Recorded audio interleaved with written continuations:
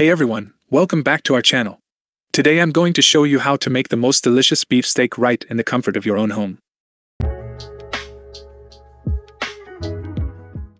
Don't forget to subscribe and like the video, it will help the channel grow. Let's choose a high quality cut of steak, but you can use any cut that you prefer.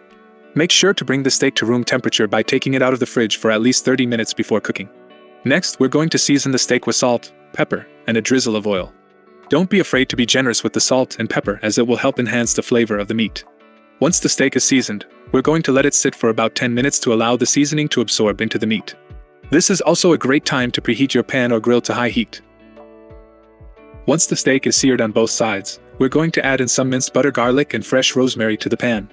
The garlic will infuse the steak with a delicious flavor, while the rosemary will add a subtle earthy aroma that will enhance the taste of the meat. Make sure to give the garlic and rosemary a good stir to coat the steak evenly.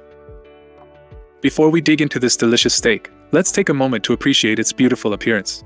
The outside is perfectly seared, while the inside is cooked to a juicy and tender perfection. Now, let's get ready to cut the steak. Make sure to use a sharp knife and cut against the grain.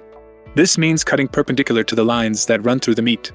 This will help to break up the fibers and make the steak more tender and easier to chew. Look at this delicious and juicy steak.